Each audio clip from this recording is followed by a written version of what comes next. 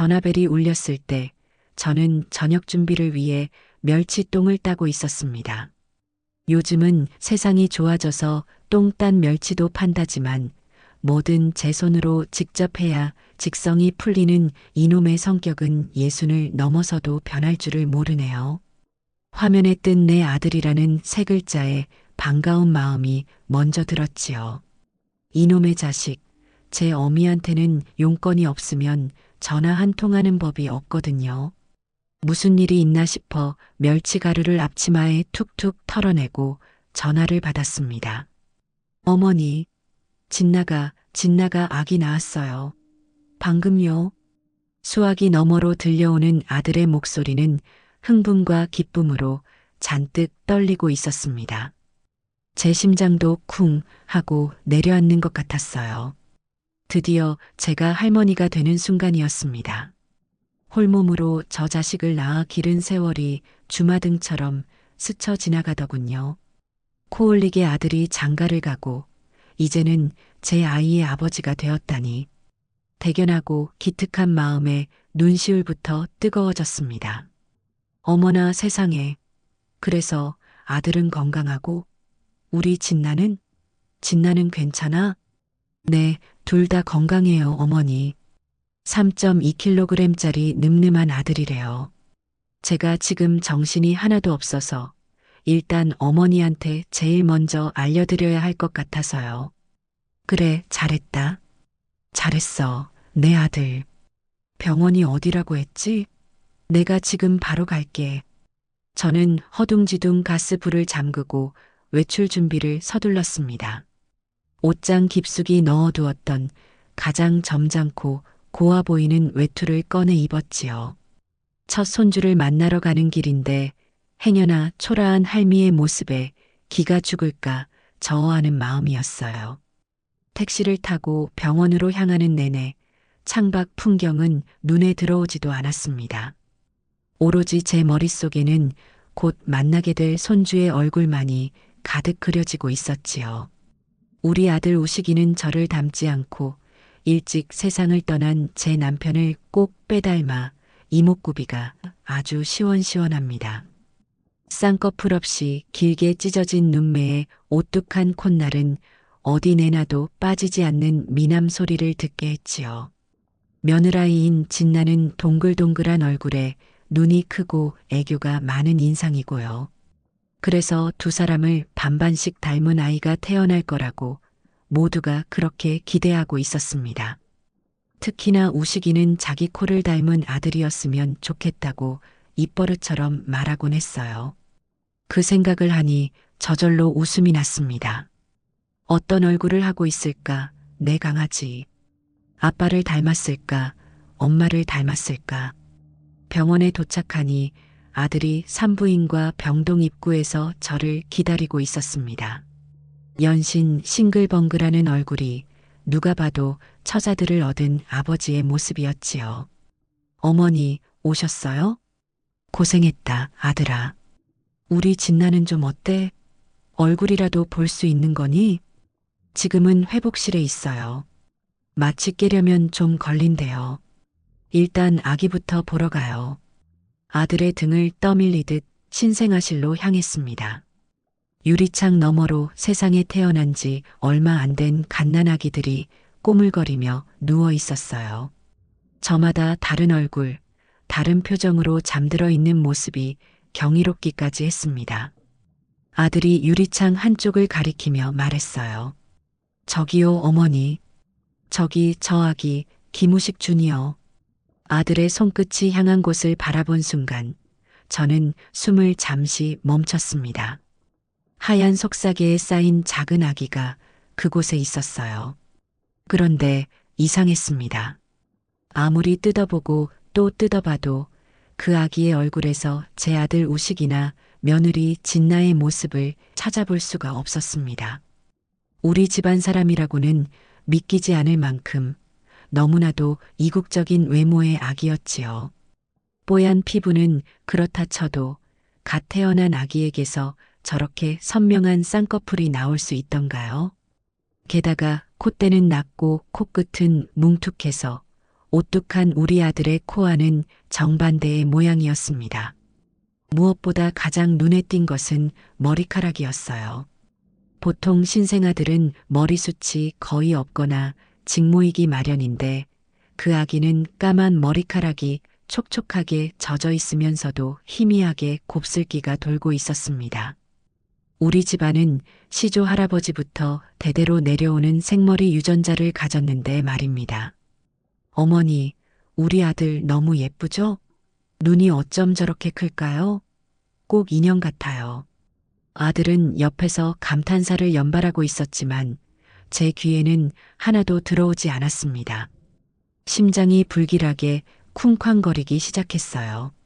아니야, 내가 뭘 안다고. 갓난아기 얼굴은 다 거기서 거기지. 붓기가 빠지고 크면서 얼굴은 수십 번도 더 바뀐다고 하지 않았나?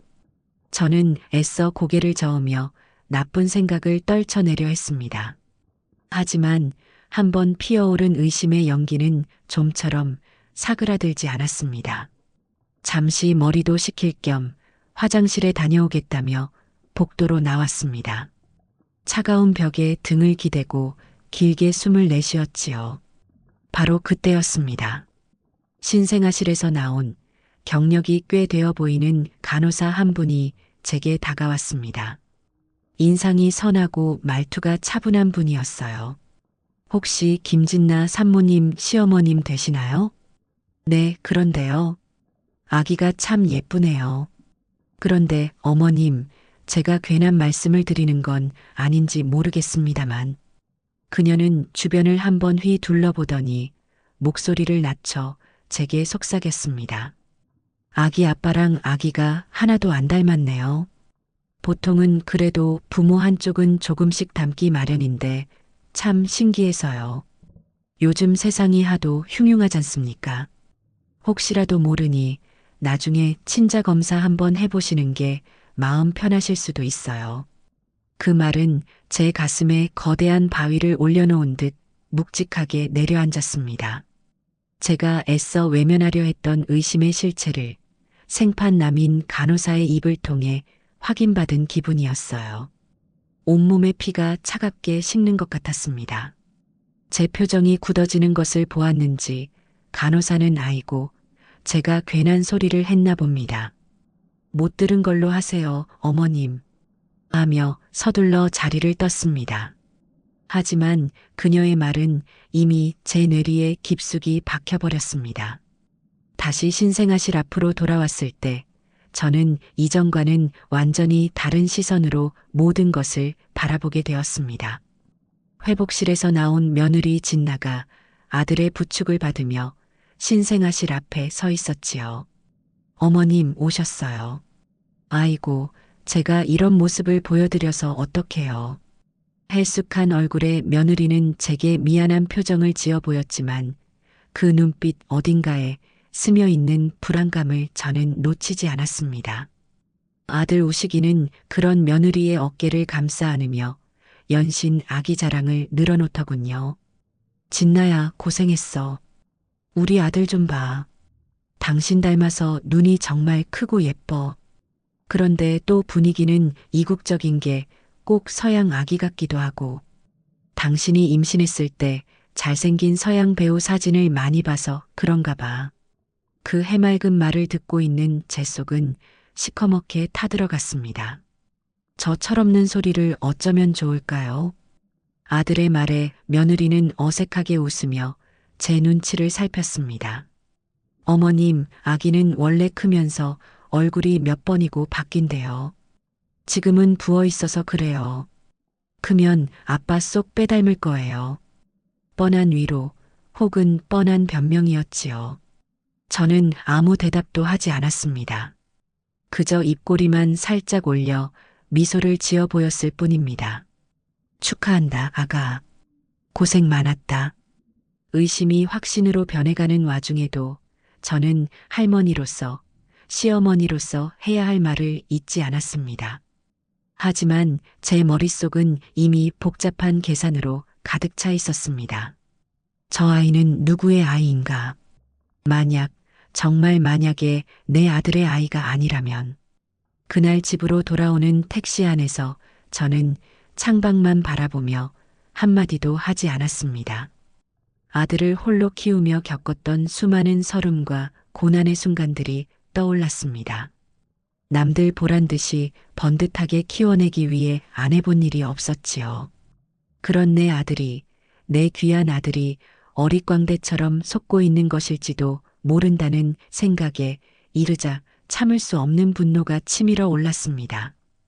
집에 도착해 불도 켜지 않은 채 캄캄한 거실 소파에 한참을 앉아 있었습니다.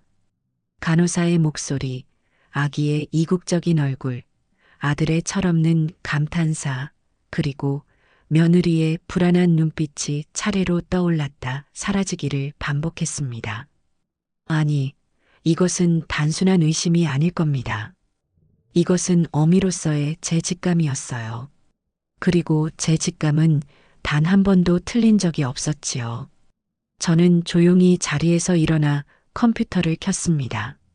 어두운 방 안에서 모니터의 하얀 불빛만이 제 얼굴을 비추고 있었지요. 검색창에 떨리는 손으로 한 글자씩 입력했습니다. 친자 확인 유전자 검사. 그날 밤 저는 결심했습니다. 이 의혹의 끝을 제 눈으로 직접 확인하겠다고요. 만약 모든 것이 제 늙은 망상이었다면 며느리 앞에 무릎이라도 꿇을 각오였습니다. 하지만 만약 제 예감이 맞는다면 내 아들의 인생을 통째로 뒤흔든 그 대가를 반드시 치르게 할 것이라고 저는 차가운 밤 공기에 대고 굳게 맹세했습니다. 첫 손주를 본 기쁨은 온데간데 없이 사라지고 그 자리에는 차갑고도 비장한 결의만이 남아 있었습니다.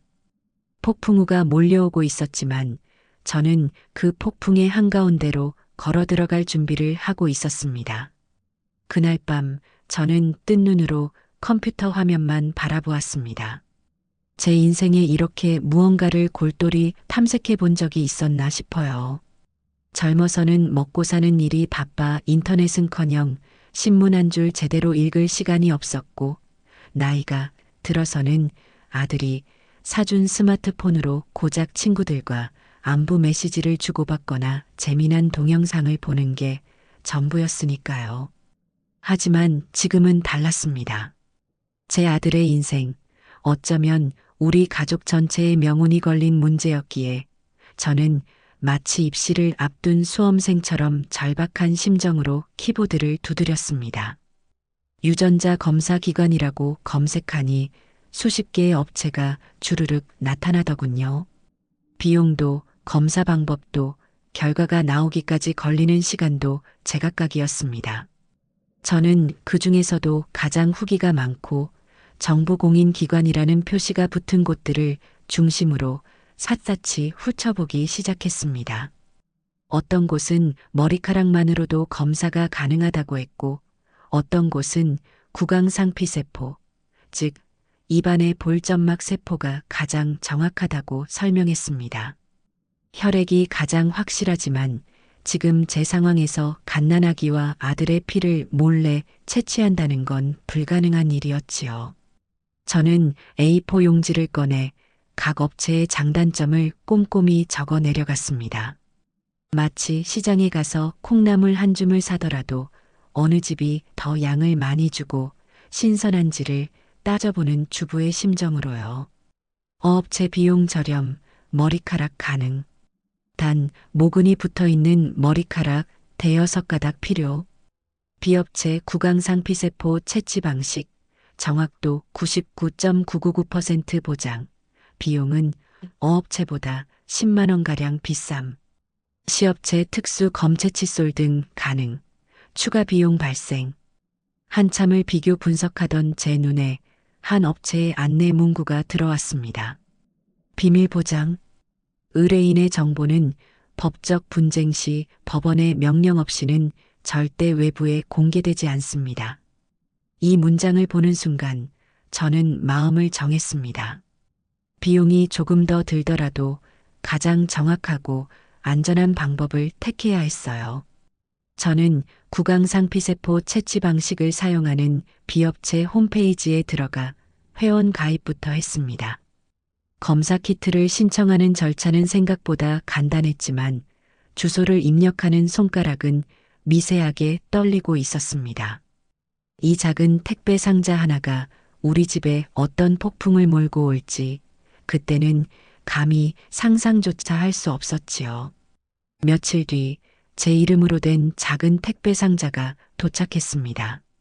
상자 안에는 상세한 설명서와 함께 멸균된 면봉 2개, 샘플 보관용 봉투, 그리고 반송용 등기우편 봉투가 들어 있었어요. 저는 설명서를 10번도 더 정독하며 채취 방법을 머릿속에 완벽하게 숙지했습니다. 이제 남은 것은 작전을 실행할 완벽한 날을 잡는 것이었지요. 저는 달력을 한참이나 들여다보았습니다. 그리고 한 날짜에 동그라미를 쳤습니다. 바로 손주의 100일이 되는 날이었어요. 그래, 100일 잔치를 핑계로 아들 내외를 집으로 부르는 거야. 아무도 의심하지 못할 완벽한 명분이 아닌가. 저는 곧바로 며느리에게 전화를 걸었습니다. 평소보다 한 톤 높은 상냥한 목소리를 연기하며 말했지요. 아가, 잘 지내니? 우리 손주 보고 싶어서 어떡하니? 네, 어머님. 저희 잘 지내요. 아기도 잠투정 없이 잘 자고요. 다행이구나. 다름이 아니라 곧 우리 강아지 100일이잖니. 요즘 젊은 사람들은 그냥 지나가기도 한다지만 그래도 첫 손주인데 그냥 넘어가기는 내가 너무 서운해서 말이야. 거창하게 식당 잡고 사람 부르면 너도 힘들 테니 그냥 우리 식구끼리 집에서 조촐하게 밥이나 한 끼 먹는 게 어떻겠니? 내가 맛있는 거 잔뜩 해놓고 기다릴게. 제 제안에 며느리는 잠시 말이 없었습니다. 아마 속으로는 탐탁지 않았을 겁니다. 하지만 갓 출산한 며느리를 위하는 척 식구끼리 단출하게 하자는 시어머니의 제안을 거절할 명분은 없었겠지요. 네, 어머님. 그렇게 해주시면 저야 감사하죠. 그래. 그럼 그날 보자꾸나. 아기 옷이라도 한 벌 사입혀야겠네. 전화를 끊고 나서 저는 길게 안도의 한숨을 내쉬었습니다. 일단 가장 큰 고비는 넘겼습니다. 이제 남은 것은 그날 제 계획을 한치의 오차도 없이 성공시키는 것뿐이었어요. 그 와중에도 아들 우식이는 철없는 행동으로 제 속을 긁어댔습니다. 주말에 반찬을 가지러 저희 집에 들른 아들은 거실에 앉자마자 싱글벙글하며 제게 스마트폰 화면을 들이밀더군요. 어머니, 이것 좀 보세요. 진나가 아기 낳느라 너무 고생한 것 같아서 제가 선물 하나 사주려고요. 이게 요즘 제일 인기 있는 가방이래요. 화면 속에는 제가 평생 만져볼 일도 없을 번쩍이는 명품 가방 사진이 있었습니다. 가격을 보니 맙소사 제 한 달 연금보다도 훨씬 비싼 금액이었습니다. 저는 인상을 찌푸리며 말했지요. 지금 저런 걸 사줄 때니? 너희 이제 아기도 있는데 한 푼이라도 더 아껴서 저축해야지. 그리고 진나는 내가 벌어다 주는 돈으로 저런 사치품을 살 만큼 생각이 없는 애가 아니라고 믿는다. 에이, 어머니는 평생 고생만 하셔서 그래요. 이럴 때 아니면 언제 챙겨주겠어요. 그리고 진나가 그러는데 자기 친구들은 남편이 애 낳았다고 차도 바꿔주고 오피스텔도 하나씩 사준대요. 거기에 비하면 이건 아무것도 아니죠. 뭐, 오피스텔? 그게 지금 말이라고 하는 소리야. 저는 저도 모르게 언성을 높이고 말았습니다. 순간 아들의 해맑은 얼굴 뒤로 며느리 진나의 영악한 얼굴이 겹쳐 보였습니다.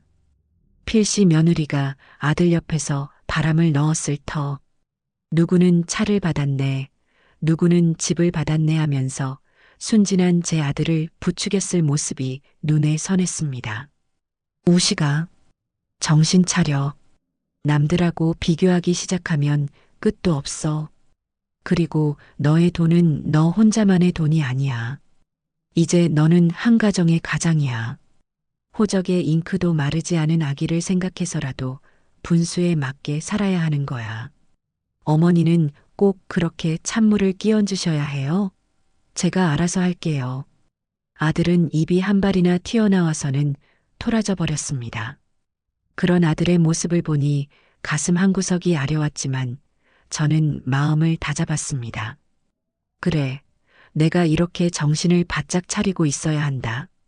저 순에 빠진 녀석을 지키려면 이 독한 어미가 악역을 맡을 수밖에 없지. 저는 아들이 사가려는 반찬통을 챙겨주며 아무렇지 않은 척 말했습니다. 백일잔치 날 늦지 말고 오너라.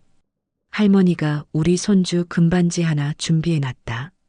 그 말에 아들은 금세 표정이 풀려서는 역시 우리 엄마밖에 없다며 어깨를 주무르더군요. 저 단순하고 착해 빠진 아들을 제가 어떻게든 지켜내야만 했습니다. 그 어떤 배신과 기만으로부터도요. 백일 잔칫날까지 남은 며칠 동안 저는 매일 밤 기도하는 심정으로 유전자 검사 키트를 매만졌습니다. 부디 이 모든 것이 저의 기우이기를 바라면서도 한편으로는 진실을 마주할 용기를 달라고 빌고 또 빌었습니다. 그 시간은 제게 있어 마치 폭풍전야의 고요함과도 같았습니다. 마침내 운명의 날이 밝았습니다.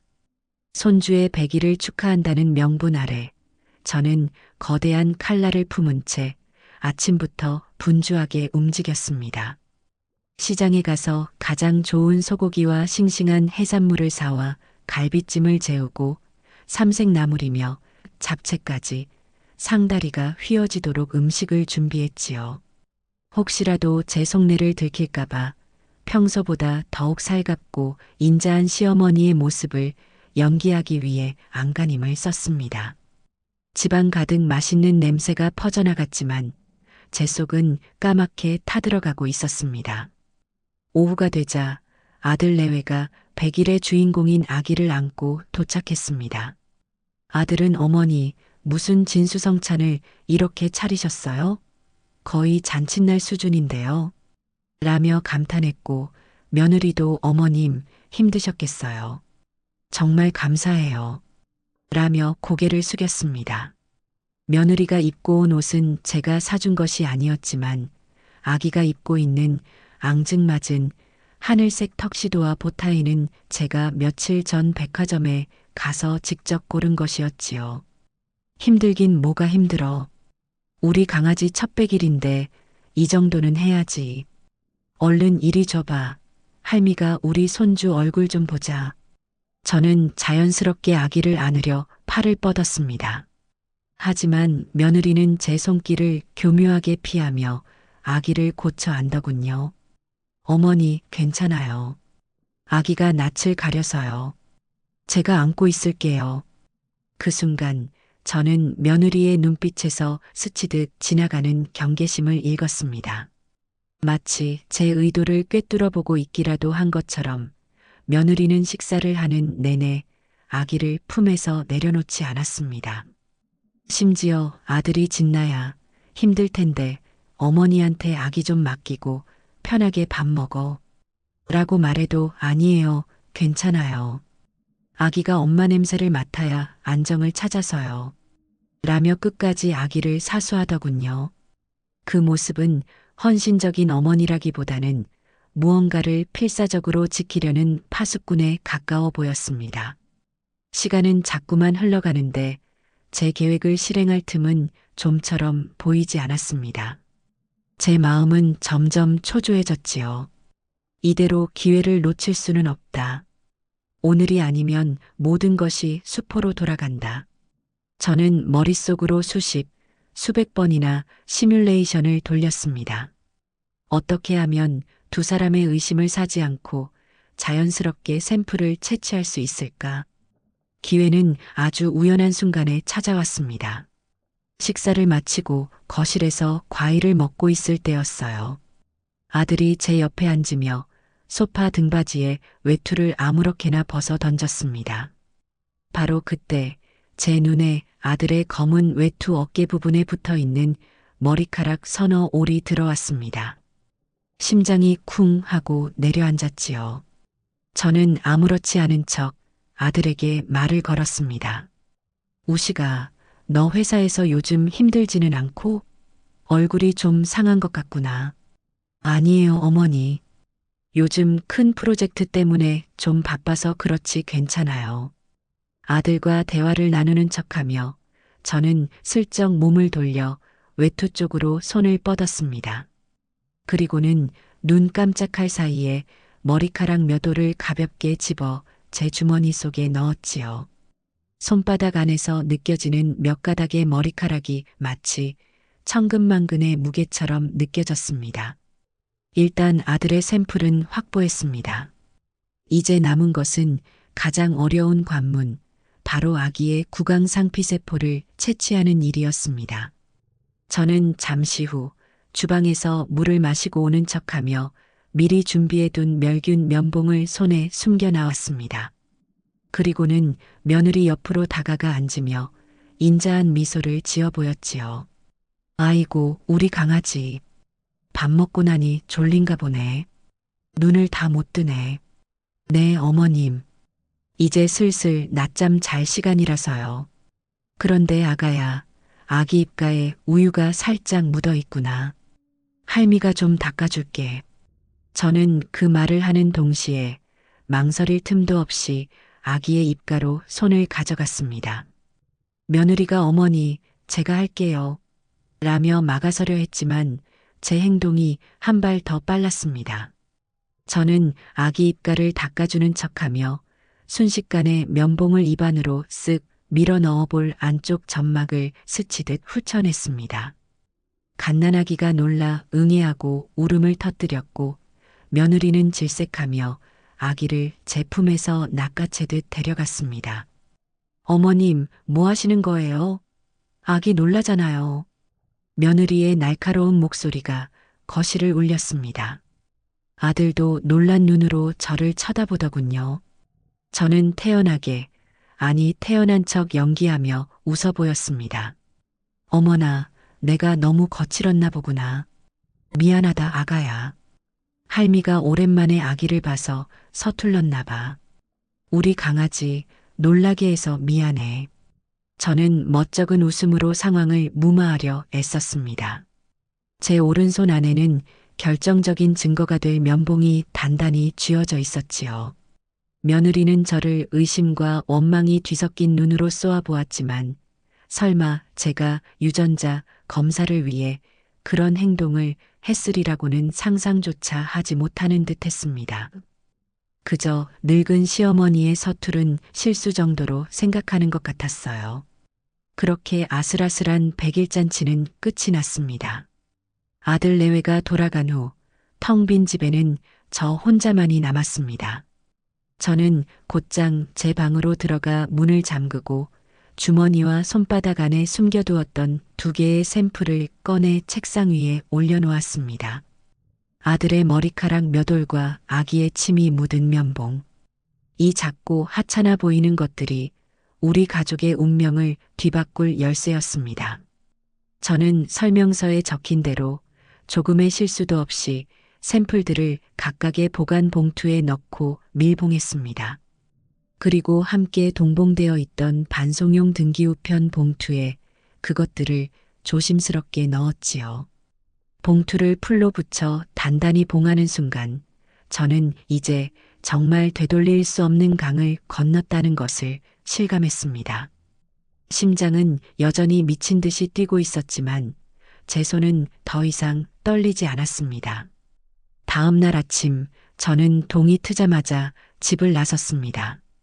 손에는 어젯밤 준비해둔 등기우편 봉투가 들려 있었지요. 동네 우체국 문이 열리기를 기다렸다가 가장 먼저 들어가 등기우편 발송 절차를 밟았습니다. 창구 직원이 제게 봉투를 건네받아 무게를 재고 우표를 붙이는 그 짧은 순간이 제게는 영원처럼 길게 느껴졌습니다. 확실하게 배송될 겁니다. 어머님. 직원의 사무적인 말을 뒤로하고 우체국을 나섰습니다. 차가운 새벽 공기가 제 뺨을 스쳤지만 오히려 정신이 맑아지는 기분이었습니다. 진실을 향한 화살은 이미 시위를 떠났습니다. 이제 제가 할 수 있는 일은 관역의 한가운데에 무엇이 있는지를 기다리고 지켜보는 것뿐이었지요. 과연 그곳에는 저의 어리석은 망상이 있을까요? 아니면 감당할 수 없는 진실이 꽂히게 될까요? 저는 그저 묵묵히 저의 운명을 기다리기 시작했습니다. 화살을 쏘아보낸 자의 심정이 이런 것일까요? 유전자 검사 샘플을 발송한 그날 이후 제 시간은 아주 더디고 고통스럽게 흘러갔습니다. 매일 아침 눈을 뜨면 가장 먼저 스마트폰을 확인했고 잠자리에 들기 전까지도 혹시나 기관에서 연락이 오지 않을까 노심초사했지요. 하루에도 12번씩 천국과 지옥을 오가는 기분이었습니다. 내가 왜 그런 짓을 했을까? 평온했던 가정을 내 손으로 망치게 되면 어떡하지 하는 후회와 아니야. 진실은 반드시 밝혀야 해. 내 아들을 위해서라도 하는 결심이 엎치락 뒤치락하며 저를 괴롭혔습니다. 가장 먼저 변화를 보인 것은 며느리였습니다. 100일 잔치 이후 며느리는 저희 집에 발길을 뚝 끊었습니다. 제가 먼저 전화를 걸기 전까지는 안부 전화 한 통이 없었지요. 일주일쯤 지났을까요? 저는 손주가 보고 싶다는 핑계로 며느리에게 전화를 걸었습니다. 아가, 잘 지내지? 우리 손주는 잘 크고? 네, 어머님. 그냥 그래요. 수화기 너머로 들려오는 며느리의 목소리는 평소와 달리 차갑고 건조했습니다. 제가 다시 한번 이번 주말에 반찬이라도 좀 해갈까? 하고 묻자 며느리는 기다렸다는 듯이 대답하더군요. 아니에요, 어머님. 괜찮아요. 아기가 요즘 감기 기운이 있어서요. 다른 사람 만나는 건 좀 피하는 게 좋을 것 같아요. 감기 기운이라니요.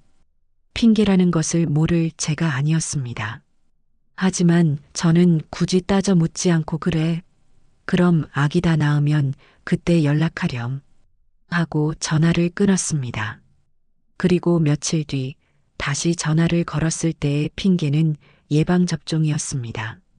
그 다음번에는 영유아 검진이었고요. 며느리는 어떻게든 저와의 만남을 피하기 위해 온갖 그럴듯한 이유를 만들어내고 있었습니다. 그러던 어느 날 며느리에게서 먼저 전화가 걸려왔습니다.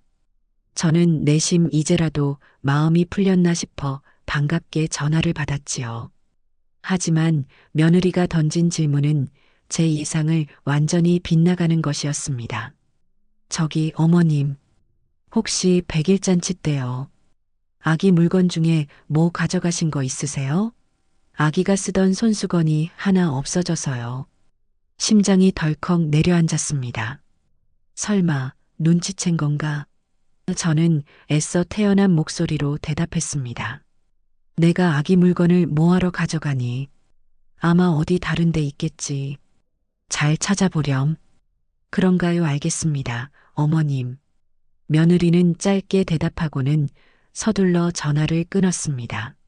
아마 100일 잔칫날 제가 아기 입을 닦아주던 그 순간을 떠올리며 저를 의심하고 있는 것이 분명했습니다. 며느리의 의심은 저를 더욱 불안하게 만들면서도 한편으로는 제 의심에 대한 확신을 더해주고 있었지요. 죄 지은 자가 제 발 저린다는 옛말은 틀린 법이 없으니까요. 엎친 데 덮친 격으로 아들 우식이와의 관계에도 금이 가기 시작했습니다. 하루는 아들에게서 전화가 걸려왔습니다.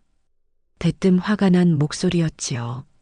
어머니, 도대체 왜 자꾸 진나한테 전화해서 사람을 귀찮게 하세요? 내가 귀찮게 했다니 그게 무슨 소리야. 나는 그냥 손주가 보고 싶어서 그런 거지. 진나가 지금 산후 우울증 때문에 얼마나 힘든데요. 어머니가 자꾸 그러니까 스트레스 받아서 잠도 못 잔대요. 제발 진나 좀 가만히 내버려 두세요. 아들의 날선 목소리가 비수처럼 제 가슴에 꽂혔습니다. 필시 며느리가 옆에서 어머님이 자꾸 연락해서 힘들다, 스트레스 받는다며 눈물이라도 흘리며 하소연했을 테지요. 제 순진한 아들은 또 그 말을 철석같이 믿고 제게 어미에게 해서는 안 될 말을 하고 있는 것이고요. 우시가, 너 지금 어미한테 하는 말이니? 내가 내 아들이 보고 싶다는 게 그렇게 잘못된 일이냐? 잘못됐다는 게 아니잖아요. 좀 기다려 주실 수 없냐는 말이에요. 진나가 몸 추스르고 안정이 되면 저희가 먼저 찾아뵐게요. 그러니까 제발 저희 좀 내버려 두세요. 아들은 내버려 두라는 말을 반복하고는 일방적으로 전화를 끊어버렸습니다. 저는 한동안 멍하니 수화기를 들고 서 있었습니다. 서운함과 분노, 그리고 아들에 대한 안타까움이 뒤섞여 눈물이 핑 돌았습니다. 이 바보 같은 녀석? 너는 지금 내 아내가 아니라 교활한 여우에게 홀려서 내 어미 가슴의 대못을 받고 있는 것이다. 저는 이 모든 진실을 털어놓고 싶었지만 아직은 때가 아니었습니다. 확실한 증거가 제 손에 들어오기 전까지 저는 그저 아들의 오해를 감수하고 기다리는 수밖에 없었지요. 그렇게 피가 마르는 2주라는 시간이 흘렀습니다. 며느리와는 연락이 완전히 끊겼고 아들과도 냉전 상태가 이어졌습니다. 집에는 무거운 침묵만이 감돌았고 저는 매일 밤 악몽을 꾸며 잠을 설쳤습니다. 차라리 모든 것이 저의 망상이고 제가 나쁜 시어머니였다는 결론이 나오기를 바라게 될 지경이었어요. 진실을 마주하는 것보다 지금의 이 불확실한 고통이 더 견디기 힘들었습니다. 그러던 어느 날 오후였습니다. 모르는 번호로 전화 한 통이 걸려왔습니다. 광고 전화려니 하고 무시하려다 혹시나 하는 마음에 떨리는 손으로 통화 버튼을 눌렀습니다. 네, 여보세요. 안녕하십니까? 유전자 검사 연구소입니다. 이현숙님 맞으신가요? 심장이 발끝까지 곤두박질 치는 것 같았습니다. 마침내 올 것이 온 겁니다. 저는 마른 침을 삼키며 겨우 대답했습니다. 네, 맞는데요.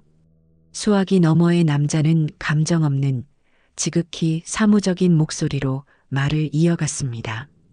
의뢰하신 김우식님과 검체 대상자 간의 유전자 검사 결과가 나왔음을 알려드립니다. 본인 인증 후 홈페이지를 통해 결과를 확인하실 수 있습니다. 추가적으로 궁금한 사항이 있으시면 연구소로 연락 주시기 바랍니다. 이현숙님? 아, 네. 알겠습니다. 짧은 통화는 그것으로 끝이었습니다. 전화가 끊기고 나서도 저는 한동안 스마트폰을 귀에서 뗄 수가 없었습니다. 이제 버튼 하나만 누르면 판도라의 상자가 열리게 됩니다. 그 안에는 과연 무엇이 들어있을까요? 희망일까요? 아니면 절망일까요? 저는 비틀거리는 걸음으로 컴퓨터가 놓인 책상 앞으로 다가갔습니다. 손끝이 차갑게 식어 있었지만 제 등에서는 식은 땀이 흘러내리고 있었습니다. 이제 모든 진실과 마주해야 할 시간이었습니다. 컴퓨터 앞에 앉아 있었지만 제 영혼은 까마득한 허공에 둥둥 떠 있는 기분이었습니다. 귓가에서는 제 심장이 북처럼 울리는 소리가 들려왔고 눈앞의 모니터 화면은 자꾸만 초점을 잃고 흐려졌지요. 결과가 나왔다. 그 한마디가 제 머릿속을 맴돌며 망치처럼 저를 두드리고 있었습니다. 이제 확인만 하면 됩니다. 마우스에 손을 올렸지만 손가락 끝이 어찌나 떨리는지 몇 번이나 헛디디고 말았어요. 이 작은 플라스틱 조각을 움직여 클릭 한 번만 하면 제가 그토록 찾아 헤맸던 진실의 문이 열릴 겁니다. 하지만 문 너머에 무엇이 있을지 두려워 차마 문고리를 잡지 못하는 겁쟁이처럼 저는 한참을 망설였습니다. 만약, 정말 만약에 내 생각이 틀렸다면 어떡하지? 친자 관계가 성립한다는 결과가 나오면 나는 내 아들과 며느리에게 씻을 수 없는 상처를 준 의심 많고 악독한 시어머니가 되는 거다. 내 손으로 내 가정을 풍비박산 낼 뻔한 미친 노인네가 되는 거라고. 그런 생각이 들자 온몸에 식은땀이 흘렀습니다. 차라리 여기서 멈추는 게 낫지 않을까? 이대로 조용히 덮어버리고 아무 일 없었다는 듯이 예전처럼 지내는 겁니다. 시간이 지나면 이 의심도 무뎌지고 아기는 자라면서 제 아들을 닮아갈지도 모르는 일이지요. 평화라는 이름의 거짓된 성벽 안에서 저는 어쩌면 남은 인생을 편안하게 보낼 수 있을지도 모릅니다. 하지만 고개를 들자 장식장 위에 놓인 제 아들 우식이의 어릴 적 사진이 눈에 들어왔습니다. 갓 돌이 지났을 무렵 제품에 안겨 환하게 웃고 있는 모습이었지요. 남편을 일찍 여의고 저는 저 아이를 세상의 전부로 여기며 살았습니다. 식당 주방에서 하루 종일 그릇을 닦으면서도 공사 현장에서 먼지를 뒤집어 쓰면서도 오로지 저 아이의 웃음 하나로 모든 고통을 견뎌냈어요. 남들처럼 좋은 옷, 좋은 음식 한 번 못 해줬지만 단 하나 세상의 더러운 것들로부터 제 아들을 지켜주겠다는 약속만은 제 목숨처럼 지켜왔습니다. 그런데 지금 제 아들이 제 목숨보다 소중한 아들이 기만당하고 있을지도 모른다는 사실을 알면서 제가 어찌 모른 척 눈을 감을 수 있겠습니까? 그건 제 자신을, 제 인생을 부정하는 일이었습니다. 저는 눈을 질끈 감았다 떴습니다. 더 이상 망설이지 않기로 했습니다. 어떤 결과가 나오든 저는 그것을 감당해야만 합니다. 그것이 제 아들을 지키기 위해 이 어미가 져야 할 십자가라면 기꺼이 짊어질 것이라 다짐했지요. 저는 책상 서랍에서 메모지를 꺼냈습니다. 회원 가입할 때 적어두었던 아이디와 비밀번호가 적힌 종이었지요. 저는 심호흡을 한 번 하고 한 글자 한 글자 오타가 나지 않도록 신중하게 아이디와 비밀번호를 입력했습니다. 엔터키를 누르자 익숙했던 연구소의 홈페이지가 화면에 나타났습니다. 검사 결과 확인이라는 메뉴가 유독 크게 보였습니다. 클릭. 본인 인증을 위해 휴대폰 번호를 입력하고 인증번호를 받았습니다. 6자리 숫자를 입력하는 그 짧은 순간이 마치 제 남은 수명을 쏟아붓는 것처럼 길게 느껴졌습니다. 모든 인증 절차가 끝나고 마침내 화면에 작은 창이 하나 떴습니다. 이현숙님께서 의뢰하신 유전자 검사 결과 보고서. 저는 마른 침을 삼키며 스크롤을 내렸습니다. 복잡한 표와 유전자형을 나타내는 그래프들이 눈에 들어왔지만 제가 찾는 것은 그런 것이 아니었어요. 보고서의 가장 마지막 부분, 최종 결론이 적힌 곳을 향해 시선을 옮겼습니다. 그리고 마침내 그 문장을 발견했습니다. 의뢰인 김우식과 대상자의 유전자 정보를 비교 분석한 결과 부자 관계에서 공통적으로 발견되어야 할 유전자형이 일치하지 않는 바 친자 관계가 성립할 확률은 0%입니다. 0%. 그 차갑고도 단호한 숫자가 제 눈을 파고들었습니다. 저는 그 문장을 읽고 또 읽었습니다. 눈을 비비고 다시 보아도 그 결과는 변하지 않았습니다. 99.9%가 아닌 0%. 일말의 여지조차 없는 완벽한 불일치. 제 모든 의심과 불안이 틀리지 않았다는 것을 증명하는 너무나도 잔인하고 명백한 진실이었습니다.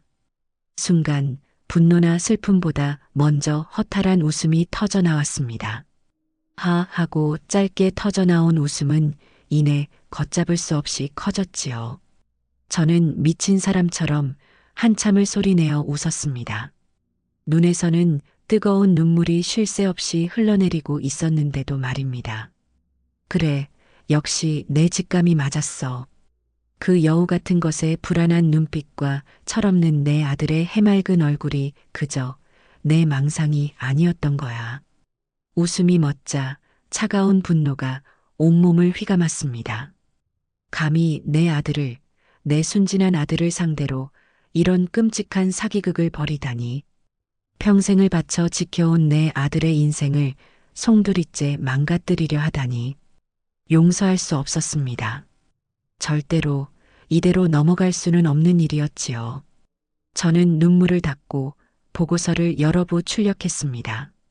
그리고는 제 방에서 가장 깊숙한 서랍 속에 넣어두었던 남편이 남긴 유일한 유품인 낡은 도장까지 꺼내 들었습니다. 이제 전쟁을 시작할 시간이었습니다. 저는 곧장 아들에게 전화를 걸었습니다. 평소와는 다른 낮고 차분한 목소리였지요. 우시가, 지금 어디니? 어머니, 저 회사인데요. 무슨 일 있으세요? 지금 당장 집으로 좀 오너라. 아주 중요한 할 얘기가 있다.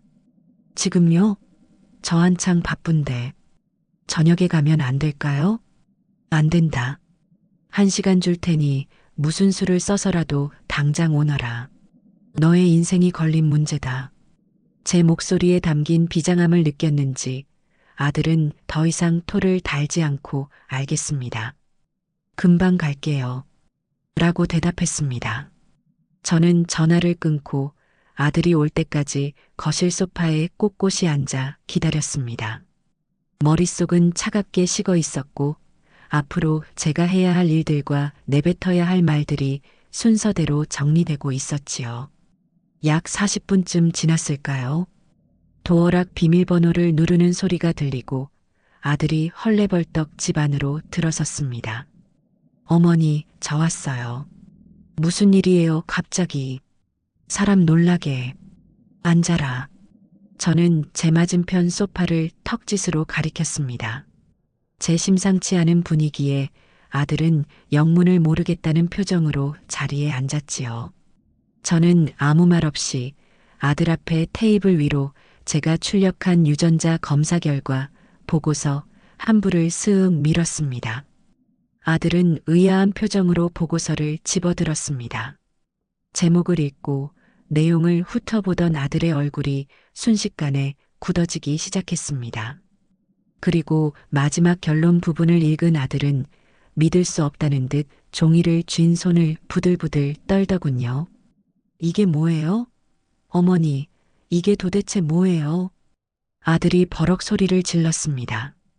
분노와 당혹감이 뒤섞인 얼굴이었지요. 어머니가 어떻게 이런 짓을 하실 수가 있어요? 제 아들을 의심하신 거예요? 내 아들이 아니니까. 보고서에 적힌 그대로다. 너와 그 아이는 아무런 혈연 관계가 없어. 저는 조금의 동요도 없는 목소리로 사실을 말했습니다. 하지만 아들은 현실을 부정하며 자리에서 벌떡 일어났습니다. 말도 안 돼요. 이건 조작이에요. 어머니가 진나를 미워해서 이런 짓까지 꾸미신 거라고요. 어떻게 어머니가 저한테 이러실 수 있어요? 아들의 눈에는 저에 대한 원망과 배신감이 가득했습니다. 저는 그 시선을 피하지 않고 똑바로 마주보며 말했지요. 우시가, 앉아라. 그리고 내 얘기를 들어. 내가 왜 이런 짓까지 해야만 했는지. 저는 병원에 처음 갔던 날부터 시작해서 간호사에게 들었던 이야기, 아기의 외모에서 느꼈던 위화감, 가리고 100일 잔칫날의 일까지 모든 것을 차분하게 하나도 빠짐없이 털어놓았습니다. 아들은 처음에는 거짓말, 을 외치며 제 말을 믿지 않으려 했지만 제 설명이 구체적이면 구체적일수록 아들의 기세는 점차 수그러들었습니다. 그래, 어머니 말씀이 다 사실이라고 쳐요. 하지만 이건 어머니의 의심일 뿐이잖아요. 이 종이 쪼가리 하나로 어떻게 모든 걸 단정해요? 그럼 다시 검사해보거라. 이번에는 너와 내 아내, 그리고 그 아이까지. 세 사람이 함께 공인된 기관에 가서 내 눈으로 직접 확인해. 만약 이 보고서가 틀렸다면 내가 너희들 앞에서 무릎 꿇고 사죄하마. 내 전 재산을 너희에게 주고 연을 끊고 살라면 그렇게 살겠다. 제 단호한 말에 아들은 입을 다물었습니다. 그저 거친 숨을 몰아쉬며 저와 보고서를 번갈아 쳐다볼 뿐이었지요. 아들의 흔들리는 눈빛을 보며 저는 마지막 쐐기를 받기로 했습니다. 내 머리로 직접 생각해 보거라, 우시가. 100일잔치 이후로 내 아내가 어떻게 행동했지? 왜 온갖 핑계를 대며 나와의 만남을 피했을까? 내가 전화해서 손주 안부를 묻는 게 정말 산후 우울증으로 스트레스 받을 만큼 힘든 일이었을까? 아니, 그건 두려움이었을 거다. 자신의 거짓말이 들통날까봐 두려워서 나를 피하고 너를 방패막이로 내세운 것이지. 내 말이 틀리니? 제 말은 아들의 가장 아픈 곳을 정확히 찔렀습니다. 그동안 며느리의 행동을 이해할 수 없다고 생각하면서도 아내를 사랑하는 마음에 애써 외면하고 합리화했던 기억들이 퍼즐처럼 맞춰지기 시작했을 겁니다. 아들의 굳게 닫혀있던 이성의 문에 아주 작은 균열이 생겨나고 있었습니다. 아들은 힘없이 소파에 주저앉으며 머리를 감싸쥐었습니다. 그 모습이 너무나도 위태로워 보였지만 저는 아들을 다그치지 않고 스스로 생각할 시간을 주었습니다. 이 지옥 같은 진실을 받아들이는 것은 온전히 제 아들의 몫이었으니까요. 그날 이후 저희 집에는 숨막히는 침묵이 흘렀습니다. 아들 우식이는 회사에도 휴가를 내고 며칠 동안 제 집에서 칩거했습니다.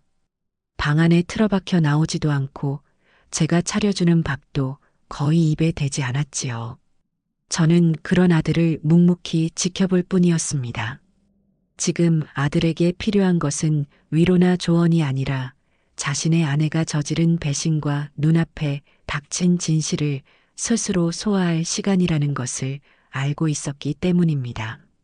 며칠이 지나고 아들은 마침내 헬쑥한 얼굴로 제 앞에 와 앉았습니다. 며칠 사이에 10년은 늙어버린 듯한 모습이었어요. 어머니, 제가 직접 확인해 봐야겠습니다. 아들의 목소리는 힘없이 갈라져 나왔지만 그 눈빛에는 이전에는 볼 수 없었던 냉철한 결의가 서려 있었습니다. 저는 말없이 고개를 끄덕였습니다. 그래, 그렇게 하거라. 진나에게는 뭐라고 말해야 할까요? 진실을 말할 필요는 없다. 그저 내가 너희 두 사람에게 너무 심하게 대한 것 같아 사과하고 싶으니 저녁이나 함께 먹자고 하거라. 마지막으로 가족으로서 얼굴을 보고 싶다고 말이야. 제 말에 아들은 의아한 표정을 지었지만 이내 제 의도를 알아차린 듯 입을 굳게 다물었습니다. 마지막 만찬. 그것은 며느리 김진나에게 주는 마지막 기회이자 모든 것을 끝내기 위한 하나의 의식이었습니다. 아들은 떨리는 손으로 아내에게 전화를 걸었습니다. 스피커폰 너머로 며느리의 가식적인 목소리가 흘러나왔습니다. 여보세요? 우식 씨 어디예요? 며칠 동안 연락도 없고 무슨 일 있어요? 아니, 그냥 좀 생각할 게 있어서. 어머니 댁에 와 있었어. 네, 어머님 댁에요? 왜요? 어머님이 또 뭐라고 하셨어요? 아니, 그런 거 아니야.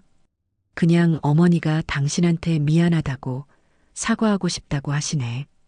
저녁이나 같이 먹자고 하시는데 오늘 저녁에 아기 데리고 건너올 수 있어? 아들의 제안에 며느리는 잠시 말이 없었습니다. 제가 사과를 하겠다는 말이 의심스러우면서도 한편으로는 상황이 자기에게 유리하게 돌아간다고 판단했을 겁니다. 정말요? 어머님이 그러셨어요? 알았어요. 그럼 저녁 준비해달라고 하세요. 곧 갈게요. 역시나 며느리는 제 미끼를 덥석 물었습니다. 자기가 승리했다고 착각했겠지요. 저는 전화를 끊는 아들을 보며 조용히 저녁 식사를 준비하기 시작했습니다. 오늘 이 식탁은 우리 가족의 마지막 만찬이 될 것이었습니다. 저는 평소보다 더욱 정성껏 음식을 차렸습니다. 갈비찜, 잡채, 각종 나물과 전까지. 하지만 그 음식들은 산 사람을 위한 것이 아니라 곧 끊어질 인연을 위한 재물과도 같았습니다. 저녁 시간이 되자 며느리가 아기를 안고 현관으로 들어섰습니다. 아무것도 모르는 며느리는 평소처럼 싹싹하게 웃으며 제게 인사를 건넸지요. 어머님, 저 왔어요. 맛있는 냄새가 나네요. 그래, 어서 오너라. 고생했다. 저는 아무 일도 없었다는 듯이 며느리를 맞았습니다. 식탁에 마주 앉은 우리는 기묘한 저녁 식사를 시작했습니다. 아들은 말이 없었고 며느리는 어색한 분위기를 무마하려는 듯 혼자서 제잘거렸지요. 어머님, 이 갈비찜 정말 맛있어요. 역시 어머님 솜씨는 최고예요. 그렇죠, 우식 씨? 우식 씨, 왜 그래요? 어디 아파요?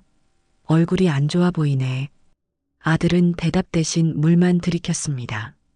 그 숨막히는 식사가 끝나고 저는 과일을 내오며 거실 테이블에 모두를 앉게 했습니다. 그리고 마침내 제가 준비한 연극의 마지막 막을 올렸지요. 아가, 제가 나지막이 입을 열자 며느리가 저를 바라보았습니다. 내가 너에게 사과할 일이 있구나. 내가 늙어서 망령이 들었는지 너와 내 아들 사이를 의심하는 아주 나쁜 짓을 했어. 제 말에 며느리의 얼굴에 순간 화색이 돌았습니다. 거봐, 내가 이겼어라고 말하는 듯한 의기양양한 표정이었지요. 아니에요, 어머님. 저 괜찮아요. 그럴 수도 있죠. 앞으로 잘하면 되죠. 저는 그런 며느리를 향해 희미하게 웃어 보이며 말을 이었습니다. 그래서 내가 직접 확인을 좀 해봤단다. 정말 내가 틀린 건지 아니면 내 직감이 맞았던 건지. 그리고 저는 아들에게 내밀었던 것과 똑같은 유전자 검사 결과 보고서를 며느리 앞에 스윽 밀었습니다. 마치 사형 선고문을 내려놓듯이요. 며느리의 시선이 테이블 위에 하얀 종이로 향했습니다. 보고서의 제목을 읽은 며느리의 얼굴에서 순식간에 모든 핏기가 가시는 것이 보였습니다. 그렇게 제잘거리던 입은 굳게 닫혔고 동그랗게 뜬 눈은 공포와 충격으로 가득 차 있었지요. 방금 전까지 보였던 의기양양함은 온데간데 없이 사라지고 사색이 된 얼굴만이 남아 있었습니다. 이게 뭐예요, 어머님? 이게 뭔데요? 며느리는 떨리는 목소리로 물었습니다. 끝까지 시치미를 뗄 작정인 듯 했습니다. 어머님이 저를 의심해서 이런 것까지 하신 거예요? 어떻게 저한테 이러실 수가 있어요? 며느리는 갑자기 눈물을 뚝뚝 흘리며 피해자 연기를 시작했습니다. 옆에 앉은 아들의 팔을 붙잡고 애원하듯 매달렸지요. 우식 씨, 이것 좀 봐. 어머님이 나한테 이런 짓을 했어. 내가 얼마나 상처받았는지 알아? 당신은 내 편 들어줄 거지? 이건 다 거짓말이야. 조작된 거라고. 아들은 그러나 아내의 팔을 뿌리치지도 그렇다고 감싸주지도 않았습니다. 그저 싸늘하게 식은 눈으로 아내를 내려다볼 뿐이었지요. 아들의 침묵이 그 어떤 말보다 더 무서운 긍정이라는 것을 며느리도 깨달았을 겁니다. 하지만 그녀는 포기하지 않고 비난의 화살을 제게로 돌렸습니다. 어머니, 어머니가 우리 가정을 망치고 있는 거예요. 제가 그렇게 미우셨어요? 제가 우식 씨랑 행복하게 사는 게 그렇게 보기 싫으셨냐고요. 이 집안에 들어와서 제가 얼마나 노력했는지 아세요? 그런데 어떻게 저한테 이런 모욕을 주실 수 있어요? 며느리는 악에 받쳐 소리를 질렀습니다. 그 모습은 마치 발악하는 짐승과도 같았지요. 저는 그 모든 비난을 묵묵히 듣고만 있었습니다. 그리고 며느리의 광기 어린 독백이 끝났을 때 저는 조용히 입을 열었습니다. 그래, 내 말이 모두 맞다고 치자. 내가 늙고 악독한 시어머니라 너를 미워해서 이런 짓을 꾸몄다고 치자꾸나. 저는 자리에서 일어나 서랍 속에 넣어두었던 다른 서류 봉투를 꺼내왔습니다. 그리고 그 안에서 제가 미리 알아봐둔 국내에서 가장 권위 있는 대학병원 유전자 검사센터의 예약 신청서를 꺼내 테이블 위에 올려놓았습니다. 그렇다면 우리 다 같이 병원에 가보자꾸나. 여기 내가 이미 예약까지 다 해두었다. 바로 내일 오전에 너와 내 아들 그리고 내가 낳은 저 아이까지 세 사람이 함께 가서 가장 정확하고 확실한 방법으로 다시 한번 검사를 받아보는 거다. 만약 이 종이가 조작된 것이고 내 의심이 틀렸다면 내가 그 자리에서 너에게 무릎 꿇고 사죄하고 내 전 재산을 너에게 주마. 어떠냐? 이래도 못 가겠니?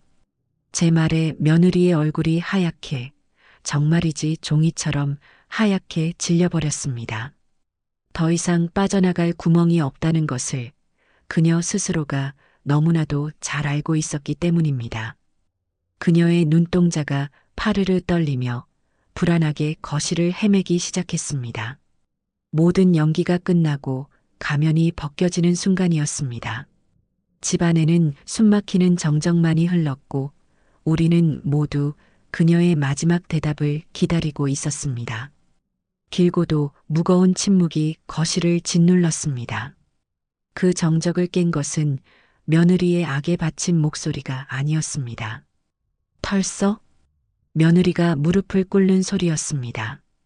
방금 전까지 저를 잡아먹을 듯이 쏘아붙이던 기세는 온데간데 없이 그녀는 바닥에 주저앉아 통곡하기 시작했습니다.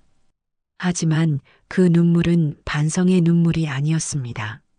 모든 것이 끝났다는 절망과 자신의 계획이 수포로 돌아간 것에 대한 분노가 뒤섞인 처절한 패자의 울음소리였지요. 잘못했어요. 어머니, 제가 잘못했어요. 며느리는 제 바짓가랑이라도 붙잡을 듯이 기어오며 빌기 시작했습니다. 옆에서 그 모습을 지켜보던 아들 우식이가 마침내 입을 열었습니다. 그 목소리는 마치 깊은 동굴 속에서 울려나오는 것처럼 차갑고 아무런 감정도 실려 있지 않았습니다. 누구야? 그 한마디에 며느리의 울음이 뚝 그쳤습니다. 그 아이의 아비가 누구냐고 물었다. 아들은 바닥에 엎드린 아내를 싸늘하게 내려다보며 다시 한번 물었습니다. 그 모습은 제가 알던 순하고 우유부단했던 제 아들이 아니었습니다. 배신의 칼날에 심장이 꿰뚫려 모든 감정이 마비되어 버린 낯선 남자일 뿐이었지요. 며느리는 대답 대신 다시 울기 시작했습니다. 그러자 아들의 표정이 일순 무섭게 변했습니다. 말해. 마지막 기회야. 내 입에서 험한 소리가 나오기 전에 누구의 아이인지 말하라고. 아들의 윽박지름에 며느리는 파랗게 질린 채 파르르 떨리는 입술을 겨우 열었습니다. 결혼 전에 만났던 사람이에요. 정말이에요. 결혼하고 나서는 한 번도 만난 적 없어요. 딱 한 번 결혼 직전에 딱 한 번 실수한 건데 그게 이렇게 된 거예요. 뻔뻔한 변명이었습니다. 실수라는 단어로 이 모든 기만과 배신을 덮으려는 그 모습에 저는 역겨움을 참을 수가 없었습니다. 저는 차가운 목소리로 말했지요. 거짓말하지 마라. 내가 임신했다는 걸 알았을 때 이미 임신 8주가 넘었다고 했지. 결혼식은 그로부터 2달 뒤였고 시간 계산도 못할 만큼 내가 어리석어 보이니? 제 지적에 며느리는 말문이 막힌 듯 입만 뻐끔거렸습니다. 그녀의 거짓말이 순식간에 탄로난 것이지요. 그녀는 계획적으로 제 아들을 속여 결혼을 하고 다른 남자의 아이를 제 아들의 아이인 것처럼 꾸며 이 집안에 발을 들인 것이었습니다. 아들 우식이는 며느리의 변명과 저의 말을 들으며 마지막 남았던 일말의 미련마저도 산산조각 나는 듯 했습니다. 아들은 허하고 기가 막힌 웃음을 터뜨리더니 이내 얼굴에서 모든 표정을 지워버렸습니다. 일어나. 아들이 말했습니다. 그리고 나가. 내 눈앞에서 사라져. 여보 우식씨. 제발 내가 정말 잘못했어. 한 번만 용서해줘. 응? 나 당신 없으면 못 살아. 며느리는 아들의 다리를 붙잡고 애원했지만 아들은 얼음처럼 차가운 손길로 그녀를 뿌리쳤습니다. 더 이상 그 더러운 입으로 내 이름 부르지 마. 그리고 우리라는 말도 쓰지 마. 너와 나는 이제 아무 사이도 아니니까. 그때였습니다. 그동안 며느리의 품에 안겨 곤히 잠들어 있던 아기가 시끄러운 소리에 놀라 울음을 터뜨리기 시작했습니다. 응애, 응애하는 아기의 울음소리가 거실을 가득 메웠습니다. 그 울음소리를 듣는 제 아들의 얼굴이 고통으로 일그러졌습니다. 얼마 전까지만 해도 내 아들이라며 기뻐하고 행복해했던 그 존재가 이제는 자신의 인생을 망가뜨린 배신의 증거가 되어버렸으니까요. 며느리는 우는 아기를 방패 삼아 마지막 발악을 했습니다. 이 아이를 봐서라도 제발 용서해줘요. 이 아이는 무슨 죄가 있어요? 아빠 없이 자라게 할 거예요? 네. 당신 정말 이렇게 매정하게 버릴 수 있어? 그 말에 잠자코 있던 제가 나섰습니다. 그 아이의 아비는 내 아들이 아니다. 그러니 내 아들은 그 아이에게 아무런 책임도 없어. 버리는 게 아니라 제자리로 돌려놓는 것뿐이다. 그 아이의 진짜 아비에게 데려가서 그 사람에게 책임을 물어. 제 말에 며느리는 이성을 잃고 제게 달려들듯이 소리쳤습니다. 이게 다 어머니 때문이야. 어머니가 처음부터 나를 미워하고 괴롭히지 않았으면 나도 이런 생각 안 했을 거라고. 어머니가 우리를 이렇게 만든 거야. 적반하장도 유분수지. 저는 기가 막혀 말이 나오지 않았습니다. 아들이 그런 며느리의 앞을 막아서며 현관문을 향해 턱짓을 했습니다. 나가. 당장 내 집에서 나가라고 했다. 내 짐은 변호사를 통해서 보내줄 테니 지금은 몸만 나가. 변호사라는 말에 며느리의 얼굴이 새하얗게 질렸습니다. 이혼. 그것이 현실이 되어 눈앞에 닥쳐온 것이지요. 그녀는 더 이상 매달리거나 소리치지 않았습니다. 대신 저와 아들을 향해 세상에서 가장 원독스러운 눈빛을 쏘아보냈습니다. 그래, 나가. 나가주면 될 거 아니야. 하지만 이혼은 그렇게 쉽게 안 될걸? 당신 재산 절반은 내 거야. 위자료도 단단히 각오해야 할 거고. 법대로 하자고, 법대로. 며느리는 악에 받친 목소리로 저주를 퍼부으며 바닥에 있던 자신의 가방을 집어들었습니다. 그리고는 우는 아기를 거칠게 고쳐 안고 뒤도 돌아보지 않은 채 현관문을 박차고 나갔습니다. 쾅! 하고 문이 닫히는 소리와 함께 저희 집에는 다시 지독한 정적이 찾아왔습니다. 며느리가 사라진 거실에는 제 아들의 무너지는 소리만이 남았습니다.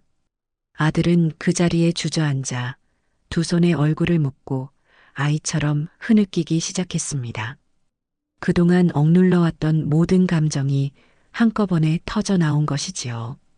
배신감, 분노, 상실감, 그리고 자신의 어리석음에 대한 자책감이 뒤섞인 절규였습니다.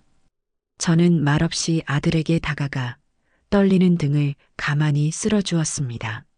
지금 제가 해줄 수 있는 것은 그것뿐이었습니다. 괜찮다, 아들아. 다 괜찮다. 라고 말하는 제 목소리도 눈물에 젖어 나오고 있었지요. 한바탕 폭풍이 휩쓸고 지나간 거실에는 깨진 실내의 파편들과 부서진 마음만이 어지럽게 널려 있었습니다. 그렇게 제 아들의 짧았던 결혼 생활은 파국을 맞았습니다. 하지만 저는 알고 있었습니다. 이것은 끝이 아니라 모든 것을 제자리로 돌리기 위한 고통스러운 시작일 뿐이라는 것을요. 아들이 제 품에서 한참을 울고 난 뒤 저희 집에는 다시 무거운 침묵이 내려앉았습니다. 며느리가 아니 이제는 그저 김진나라는 이름의 타인이 되어버린 그 여자가 핥히고 간 상처는 너무나도 깊고 선명했습니다. 아들은 텅 빈 눈으로 허공을 응시하고 있었고 저는 그 곁에서 조용히 끓여낸 따뜻한 보리차를 건넸습니다. 제 아들은 그 찻잔을 받아들고도 한참 동안 아무 말이 없었지요. 그 모습이 마치 산산조각 나버린 자신의 인생을 어떻게 다시 붙여야 할지 몰라 망연자실한 사람 같아 제 가슴은 미어졌습니다. 하지만 슬픔에 잠겨 있을 시간은 없었습니다. 전쟁은 이제부터 시작이었으니까요. 그 여자가 마지막에 내뱉었던 법대로 하자는 말은 그저 패자의 발악이 아니었을 겁니다. 어떻게든 제 아들의 재산을 한 푼이라도 더 뜯어내기 위해 온갖 거짓과 위선으로 무장한 채 덤벼들 것이 분명했습니다. 저는 이 싸움에서 절대로 질 수 없었습니다. 제 아들의 몸과 마음뿐만 아니라 제 아들이 평생을 바쳐 이룩한 재산까지도 지켜내야만 했습니다. 다음 날 아침 저는 밤새 뜬 눈으로 인터넷을 뒤져 찾아낸 가사소송 전문 변호사 사무실 목록을 아들 앞에 내밀었습니다. 우시가, 일어나거라. 오늘 우리 할 일이 많다. 아들은 여전히 초점 없는 눈으로 저를 바라보았지만 저는 단호했습니다. 이럴 때일수록 정신을 바짝 차려야 한다. 내가 무너지는 모습을 보이면 저쪽에서는 더 기세등등하게 나올 거야. 어서 세수하고 옷 갈아입어라. 변호사부터 만나야겠다. 제 강권에 아들은 마지못해 몸을 일으켰습니다. 우리는 그날 오전에 제가 점 찍어둔 법무법인을 찾아갔습니다. 다행히 예약 없이도 상담이 가능했지요. 상담실에서 우리를 맞은 것은 40대 중반쯤 되어 보이는 날카로운 눈매와 다부진 인매를 가진 여자 변호사였습니다. 그녀는 우리에게 자리에 앉기를 권하며 무슨 일로 찾아왔는지를 물었습니다. 저는 품 안에 넣어갔던 유전자 검사 결과 보고서를 꺼내 변호사 앞 테이블 위에 올려놓았습니다. 그리고는 병원에서 느꼈던 첫 의심부터 어젯밤에 있었던 일까지 모든 것을 차분하고 논리적으로 설명하기 시작했습니다. 제 이야기를 듣는 내내 아무 말 없이 서류를 검토하던 변호사는 제 설명이 끝나자 안경을 고쳤으며 입을 열었습니다. 상황은 충분히 이해했습니다. 어머님. 그리고 정말 대단하시네요. 보통 이런 상황에 처하시면 감정적으로만 대처하시다가 이를 그르치는 경우가 많은데 이렇게 명백한 증거까지 직접 확보해 오셨군요. 변호사는 저를 존경스럽다는 눈빛으로 바라보며 말했습니다. 이 유전자 검사 결과서는 결정적인 증거가 될 겁니다. 이 정도면 단순 이혼 소송이 아니라 혼인 취소 소송도 충분히 가능합니다. 혼인 취소 소송이라면 이혼과는 다른 겁니까? 아들이 처음으로 입을 열어 물었습니다. 변호사는 고개를 끄덕이며 설명해 주었지요. 네, 다릅니다. 이혼은 혼인 관계를 장래에 향하여 해소하는 것이지만 혼인 취소는 혼인 자체에 중대한 하자가 있었음을 이유로 그 효력을 소급하여 무효로 만드는 겁니다. 법적으로 처음부터 결혼하지 않았던 상태로 되돌리는 것이라고 생각하시면 됩니다. 민법 제816조 제2호 부부 일방이 상대방의 사기 또는 강박으로 인하여 혼인의 의사표시를 한 때에 해당합니다. 자녀의 출생 경위에 대한 기망은 혼인의 본질적 요소에 대한 중대한 기망 행위로 명백한 혼인 취소 사유가 됩니다. 변호사의 전문적인 설명에 어둠 속에 갇혀있던 제 눈앞에 한 줄기 빛이 비치는 듯 했습니다. 그럼 재산 분할이나 위자료는 어떻게 되는 겁니까?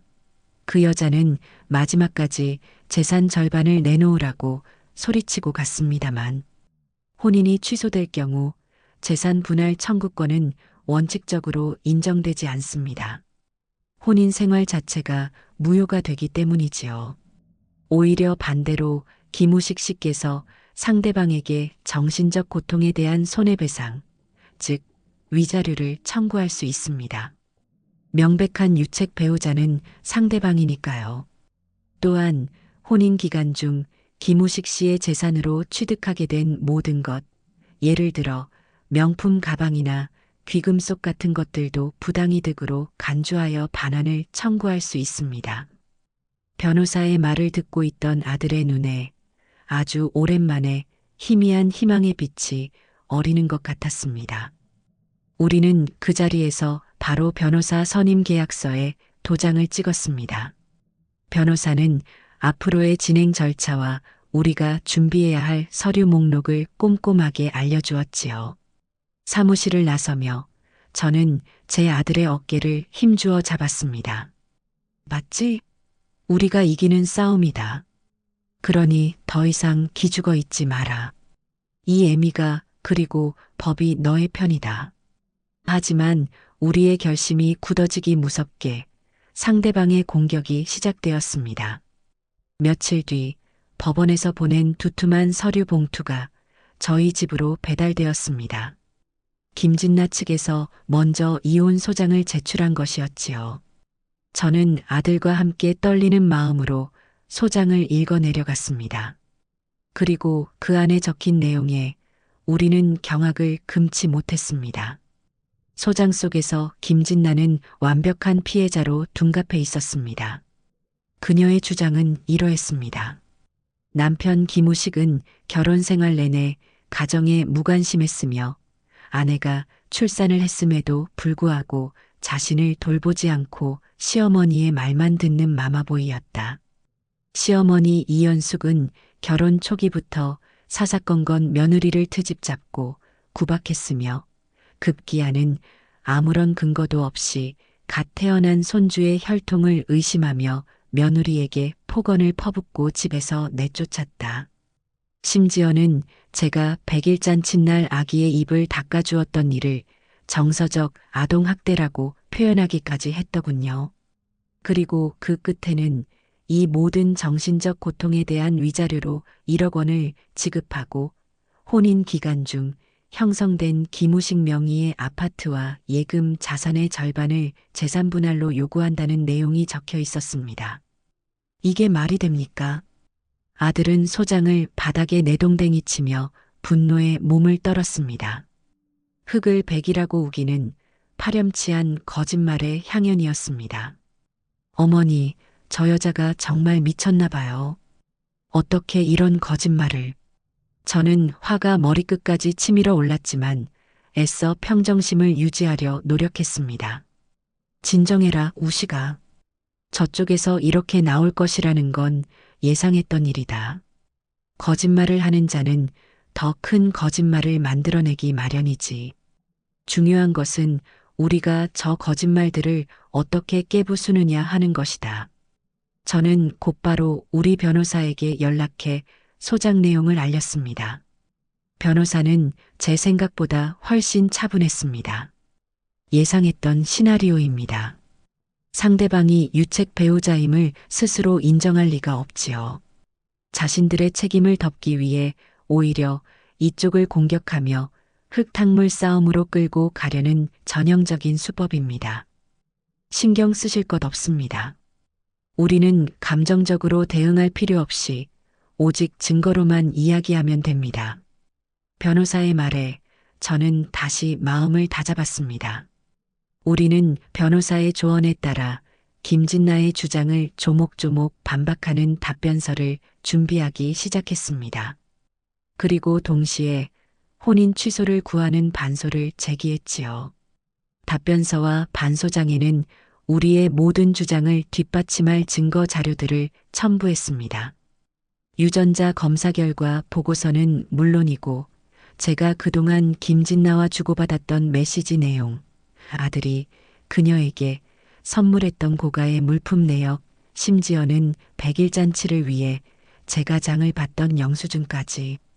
그녀가 주장하는 구박하는 시어머니라는 프레임이 얼마나 허구인지를 증명하기 위한 모든 것을 긁어 모았습니다. 법적 공방이 시작되자 아이러니하게도 아들은 조금씩 기력을 되찾기 시작했습니다. 슬픔에 잠겨 있을 틈이 없어진 것이지요. 자신의 인생과 재산을 지키기 위해 그는 더 이상 무기력한 피해자로만 머물러 있을 수 없었습니다. 우리는 매일같이 변호사 사무실과 법원을 오가며 다가올 재판을 준비했습니다. 그것은 길고 지루한 싸움의 시작이었지만 저는 두렵지 않았습니다. 진실은 단 하나뿐이고 그 진실은 지금 우리 손에 들려 있었으니까요. 저는 매일 밤 제 아들의 얼굴을 보며 다짐했습니다. 이 지옥 같은 싸움이 끝났을 때 내 아들이 다시 웃을 수 있도록 이 어미가 모든 것을 걸고 싸워 이기리라고 말입니다. 본격적인 소송이 시작되면서 우리는 변호사의 조언에 따라 상대방의 실체를 더욱 명확히 파헤치기 위한 작업에 착수했습니다. 변호사는 법원에 금융거래정보 제출 명령을 신청하여 김진나 명의의 모든 은행 계좌와 신용카드 사용 내역을 확보했습니다. 진실은 우리가 생각했던 것보다 훨씬 더 추악하고 충격적이었습니다. 어느 주말 오후 우리는 변호사 사무실에서 막 도착한 수백 장에 달하는 금융거래 내역서를 앞에 두고 앉았습니다. 저와 아들, 그리고 변호사는 마치 거대한 퍼즐을 맞추는 탐정처럼 서류 더미를 하나하나 검토하기 시작했지요. 그리고 거기서 우리는 김진나의 또 다른 얼굴을 발견했습니다. 가장 먼저 눈에 띈 것은 아들이 매달 생활비로 보내주었던 돈의 행방이었습니다. 아들은 매달 300만 원이라는 적지 않은 돈을 며느리의 계좌로 이체해 주었습니다. 공과금이나 식비 등을 해결하라는 용도였지요. 하지만 김진나의 계좌에서는 그 돈의 상당 부분이 매달 일정한 날짜에 정체불명의 개인 계좌로 이체되고 있었습니다. 마치 빚을 갚기라도 하는 것처럼요. 이 계좌 혹시 아시는 분의 계좌입니까? 변호사의 질문에 아들은 고개를 저었습니다. 아니요. 처음 보는 이름입니다. 더욱 기가 막힌 것은 신용카드 사용 내역이었습니다. 김진나는 아들이 만들어준 가족카드로 매달 수백만 원어치의 명품 의류와 가방, 피부 관리실, 고급 레스토랑 등을 결제하고 다녔습니다. 아들이 회사에서 땀 흘려 일하고 있을 시간에 그녀는 제 아들의 돈으로 온갖 사치와 향락을 즐기고 있었던 겁니다. 우시가, 너는 진나가 이런 데 돈을 쓰고 다니는 걸 알고 있었니? 아니요, 전혀 몰랐어요. 저한테는 항상 돈 아껴 쓰고 있다고 어머니 용돈이라도 더 챙겨드리라고 말했었는데 아들은 배신감에 입술을 깨물었습니다. 하지만 그건 시작에 불과했습니다. 결정적인 증거는 우리가 전혀 예상하지 못했던 곳에서 발견되었습니다. 바로 김진나의 혼수 준비 과정에서였습니다. 결혼 당시 김진나는 자신의 부모님이 노후 자금으로 모아두었던 돈이라며 1억 원을 혼수 자금으로 가져왔습니다. 저희는 그 돈에 아들의 돈을 보태 신혼집 아파트의 전세 자금을 마련했지요. 저희는 그 말을 철석같이 믿었고 오히려 사돈댁에 감사한 마음까지 가지고 있었습니다. 하지만 변호사가 확보한 김진나의 결혼 전후 계좌 내역은 그 모든 것이 거짓이었음을 보여주고 있었습니다. 그녀가 가져온 1억 원은 부모님의 노후 자금이 아니었습니다. 여러 개의 대부업체와 저축은행에서 급하게 대출받은 돈, 즉 빚이었던 겁니다. 그녀는 결혼이라는 미끼를 이용해 제 아들을 끌어들인 뒤 제 아들의 경제력을 이용해 자신의 빚을 갚아나가려 했던 것이지요. 이건 명백한 사기입니다. 변호사는 혀를 내두르며 말했습니다. 혼인 전 자신의 채무를 숨기고 심지어는 자산인 것처럼 속여서 결혼을 진행한 것은 사기 결혼의 전형적인 수법입니다. 이건 위자료 액수에도 상당한 영향을 미칠 겁니다. 모든 조각들이 맞춰지고 있었습니다. 그녀가 왜 그렇게 돈에 집착했는지, 왜 아들 몰래 돈을 빼돌렸는지, 그 모든 의문이 풀리는 순간이었습니다. 그녀는 처음부터 제 아들을 사랑해서 결혼한 것이 아니었습니다. 자신의 빚을 청산하고 편안하게 사치를 즐기기 위한 취집의 상대로 순진하고 경제력 있는 제 아들을 고른 것뿐이었습니다. 그리고 마지막 퍼즐 조각은 변호사가 고용한 흥신소를 통해 맞춰졌습니다. 우리는 그 아이의 친부가 누구인지 알아내야만 했습니다.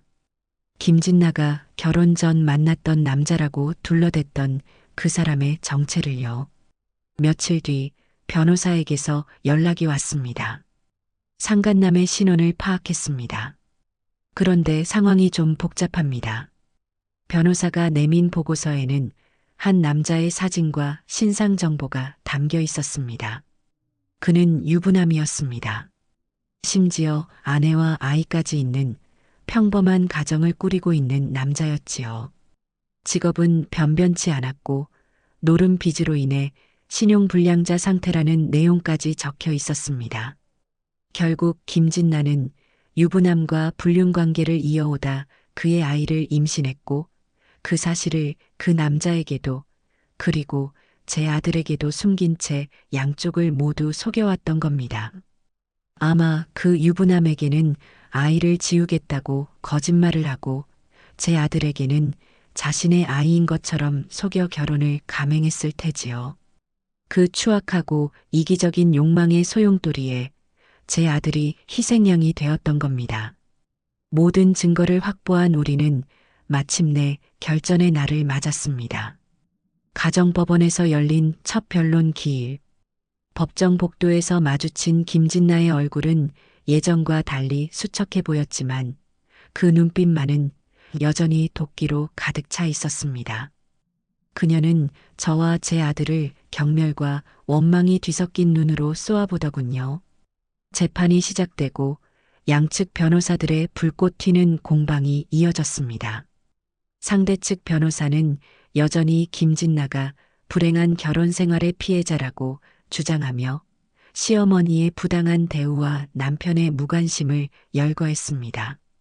그 거짓 주장을 듣고 있는 제 속은 부글부글 끓어올랐지만 저는 꾹 참고 재판에 집중했습니다. 그리고 마침내 우리 측 변론 시간이 되었습니다.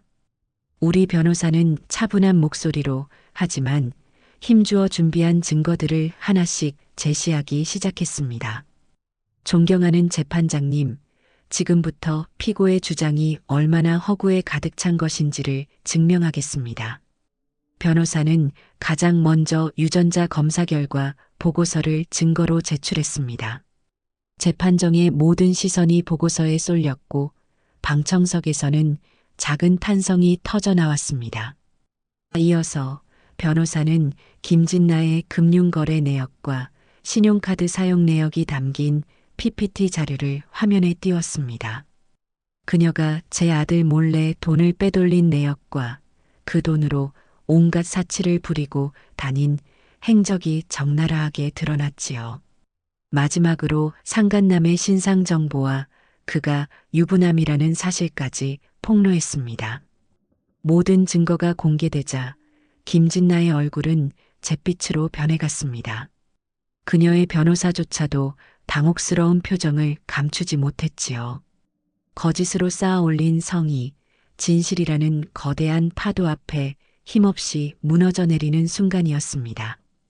판사는 양측의 주장을 모두 들은 뒤 다음 기일에 판결을 선고하겠다고 말했습니다. 한 달이라는 시간은 길고도 짧게 지나갔습니다. 그리고 마침내 최종 판결이 내려지는 날, 저와 아들은 다시 법정에 섰습니다. 판사가 판결문을 읽어 내려가기 시작했습니다. 피고 김진나의 혼인 파탄 책임이 명백하게 인정된다. 피고는 원고 김우식의 신뢰를 배신하고 혼인의 본질을 심각하게 훼손하는 기망 행위를 저질렀다. 따라서 원고와 피고의 혼인은 이를 취소한다. 혼인 취소. 그 말을 듣는 순간 저는 저도 모르게 제 아들의 손을 꽉 잡았습니다. 또한 피고는 원고가 입은 정신적 고통에 대한 위자료로 5천만 원을 지급하라. 피고가 혼인 기간 중 원고의 재산으로 취득한 모든 부당이득은 원고에게 반환하며 소송 비용 역시 모두 피고가 부담한다. 완벽한 승리였습니다. 법은 진실의 편이었고 정의는 살아있었습니다. 판결을 듣는 김진나의 얼굴은 모든 것을 포기한 듯 아무런 표정이 없었습니다. 그녀는 초점 없는 눈으로 허공을 바라보다가 힘없이 법정을 빠져나갔습니다. 법정을 나서자 눈부신 햇살이 쏟아져 내렸습니다. 저는 하늘을 올려다보며 길고 깊은 숨을 내쉬었습니다.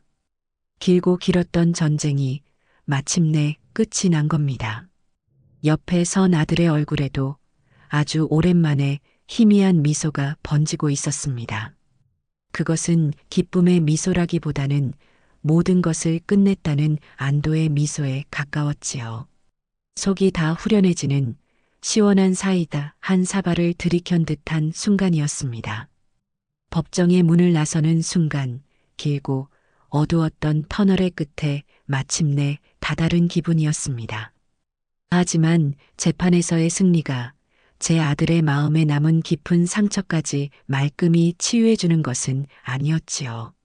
모든 법적 절차가 마무리되고 난 뒤 아들은 다시 깊은 무기력감에 빠져들었습니다.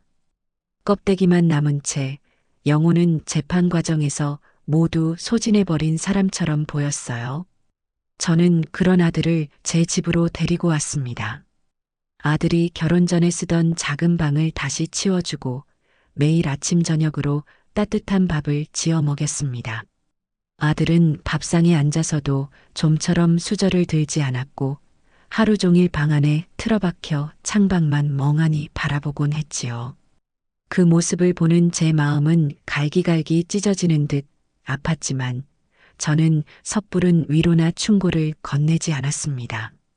내가 그럴 줄 알았다거나 이제라도 알았으니 다행이다 같은 말은 지금의 아들에게는 또 다른 폭력일 뿐이라는 것을 알고 있었기 때문입니다. 저는 그저 묵묵히 아들의 곁을 지켰습니다. 아들이 좋아하는 갈치조림을 하고 어릴 적 자주 끓여주었던 미역국을 밥상에 올렸습니다. 아무 말 없이 아들의 구겨진 셔츠를 다려 옷장에 걸어두고 텅 빈 아들의 방에 작은 화분 하나를 가져다 놓았지요. 그것이 제가 아들에게 해줄 수 있는 유일한 위로의 방식이었습니다. 내가 혼자가 아니라고, 이 세상에 내 편은 반드시 존재한다고, 이 어미가 항상 내 곁에 있을 것이라고. 저의 모든 행동에는 그런 의미가 담겨 있었습니다. 한 달쯤 지났을까요? 여느 때처럼 저녁 식사를 하고 있을 때 아들이 처음으로 제게 먼저 말을 걸었습니다. 어머니, 왜 아들아? 어머니는 제가 바보 같으시죠? 그런 여자 하나 제대로 알아보지 못하고. 아들의 목소리에는 깊은 자책감이 묻어 있었습니다.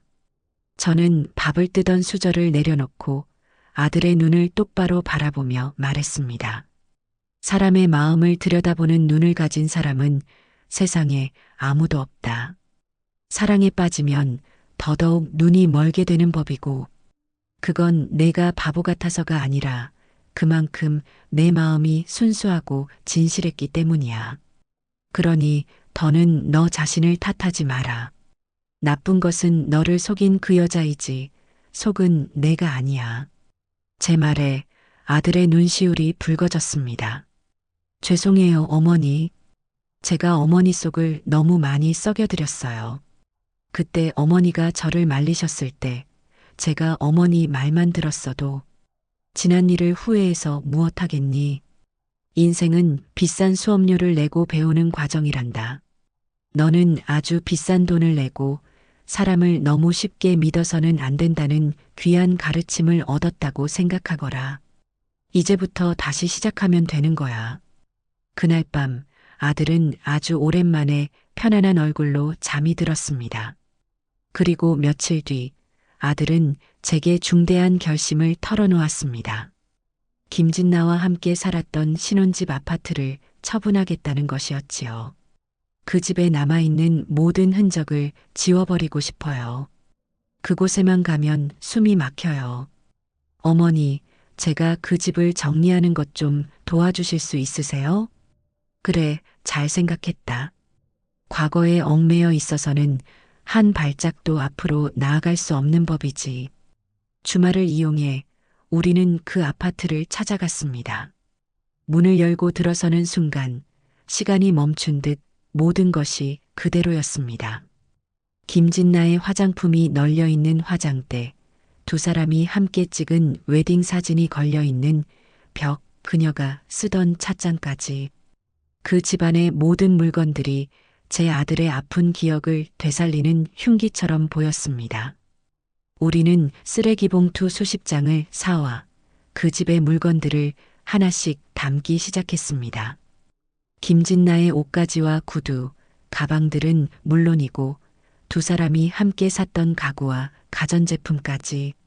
아들은 미련 없이 모든 것을 버렸습니다. 웨딩 앨범을 발견했을 때 아들은 잠시 그 자리에 멈춰 섰습니다. 앨범 속에서 행복하게 웃고 있는 자신의 모습을 한참이나 들여다보더니 이내 아무 말 없이 앨범을 반으로 찢어 쓰레기 봉투에 던져 넣더군요. 그 행위는 과거의 자신과 완벽하게 작별을 고하는 하나의 엄숙한 의식과도 같았습니다. 모든 짐을 정리하고 텅 비어버린 아파트를 둘러보며 아들은 제게 말했습니다. 어머니, 정말 감사합니다. 어머니가 아니었으면 전 아마 평생 저 자신을 원망하며 저 어둠 속에서 빠져나오지 못했을 거예요. 저는 아들의 등을 두드리며 말했습니다. 이 애미는 내가 행복하기만을 바랄 뿐이다. 이제 다 잊고 너의 인생을 살아라. 그 후로 몇 달의 시간이 더 흘렀습니다. 아들은 다시 회사에 복귀했고 예전처럼 성실하게 자신의 일에 몰두했습니다. 주말이면 저와 함께 가까운 산에 오르거나 함께 영화를 보러 가기도 했지요. 아들의 얼굴에는 차츰 웃음이 돌아왔고 눈빛에는 다시 삶의 총기가 서리기 시작했습니다. 어느 맑게 갠 가을날 우리는 함께 북한산에 올랐습니다. 정상에 올라 시원하게 펼쳐진 서울 시내를 내려다보며 아들이 제게 말했습니다. 어머니, 저 이제 정말 괜찮은 것 같아요. 그래 보이더구나. 생각해보면 정말 지독한 악몽을 꾼 것 같아요. 하지만 그 꿈에서 깨어나게 해주신 분이 바로 어머니예요. 이 은혜 평생 잊지 않고 갚으며 살게요. 은혜는 무슨 부모 자식 간에 그런 건 없다. 그저 너가 앞으로 좋은 사람 만나서 진짜 행복을 찾는 모습을 보는 것이 이 어미의 유일한 바람이다. 아들은 대답 대신 환하게 웃어 보였습니다. 비 온 뒤에 땅이 굳는다는 옛말처럼 제 아들은 큰 시련을 겪고 난 뒤 오히려 더욱 단단하고 성숙한 어른이 되어 있었습니다. 저는 그런 아들을 바라보며 조용히 제 자신에게 속삭였습니다. 이연숙, 너는 내 아들을 지켜냈다. 너는 내 인생을 바쳐 지켜온 너의 가장 소중한 보물을 결국 지켜낸 것이다. 이제 우리 가족에게는, 아니, 제 아들과 저 사이에는 더 이상 서로를 향한 거짓도 상처를 감추기 위한 기만도 남아있지 않습니다. 한때는 모든 대화가 연극의 대사 같았고 모든 미소가 가면처럼 느껴지던 시절이 있었지요. 서로의 눈치를 살피고 침묵이 내려앉으면 그 여백을 의심으로 채워넣기 바빴던 숨막히는 날들이었습니다. 하지만 이제는 다릅니다. 함께 밥을 먹다 말이 없어져도 그 침묵은 더 이상 불안의 증거가 아니라 편안한 휴식이 됩니다.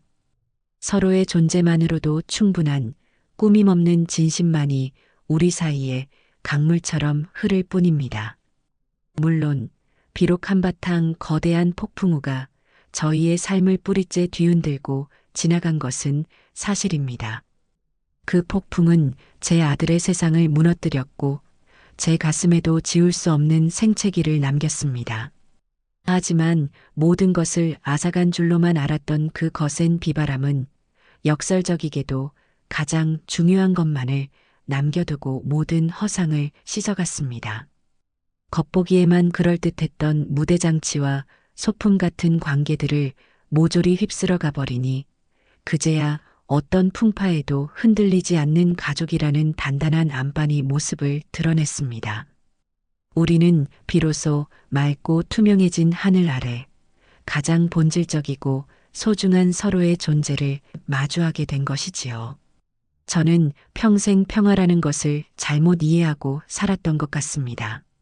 그저 아들이 좋은 짝을 만나 가정을 꾸리고 아무런 문제 없이 조용히 살아가는 모습, 그것이 제가 꿈꾸던 평화의 전부였지요. 하지만 유리 세공품처럼 아슬아슬하게 유지되던 그 평화는 단 하나의 거짓말로도 산산조각 나버리는 허상에 불과했습니다. 이제야 저는 진짜 평화를 깨닫습니다. 그것은 온실 속에서 지켜지는 연약한 꽃이 아니라 거친 들판의 비바람을 모두 이겨낸 후에야 더욱 굳건히 뿌리내리는 들풀과 같은 것이었습니다. 절망의 한가운데서 서로를 붙잡고 함께 울어주고 무너진 상대를 다시 일으켜 세워주는 그 과정 속에서 우리는 어떤 일이 닥쳐도 함께 이겨낼 수 있다는 간철 같은 믿음이 벼려졌습니다. 그 믿음이야말로 그 누구도 빼앗아갈 수 없는 우리만의 진정한 평화입니다. 제 아들의 곁에서 저는 이제 남은 인생을 그 단단한 평화 속에서 조용히 그리고 진정으로 행복하게 살아갈 겁니다. 아침에 일어나 아들이 좋아하는 찌개를 끓이고 예전처럼 의무감이나 걱정이 아닌 순수한 애정으로 그의 구겨진 셔츠를 다려주는 일상. 공허한 웃음이 아닌 마음 깊은 곳에서 우러나오는 아들의 진짜 웃음소리를 듣는 것. 그것이 제게는 세상 가장 큰 행복이 되었습니다. 이제 저는 전사처럼 싸우는 대신 정원을 가꾸는 사람의 마음으로 살아가려 합니다. 아들의 마음에 새로 돋아난 작은 행복의 싹들이 잘 자랄 수 있도록 따스한 햇볕이 되어주고 묵묵한 바람막이가 되어주는 것. 그 안에서 제 자신의 기쁨을 찾는 것. 그것이 제가 찾은 삶의 마지막 소명이자 가장 큰 축복입니다.